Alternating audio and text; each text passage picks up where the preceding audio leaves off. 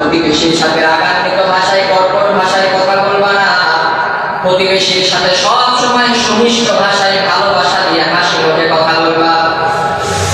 আল্লাহ রাসূল বিশ্বনবী বলেন, কোন ব্যক্তি যদি কোন মুসলমানের দিকে তাকিয়ে হাসি মুখে কথা বলে, যতক্ষণ হাসি মুখে কথা বলবে ততক্ষণ ফেরেশতারা নফল ইবাদত দেখতেই থাকবে। বলে সুবহানাল্লাহ।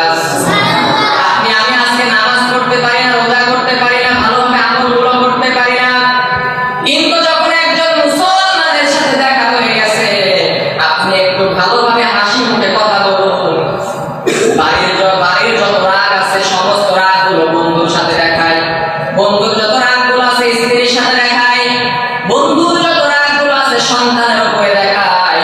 কিন্তু আপনি এটা জানেন না, যদি আমি হাসি মুখে কথা বলি, আমি যেই হই না কেন, ফকির হই, মিসকিন হই, বড়লোক হই, আমার সব সময় নফল ইবাদতের সওয়াব দান করবেন তিনি কে?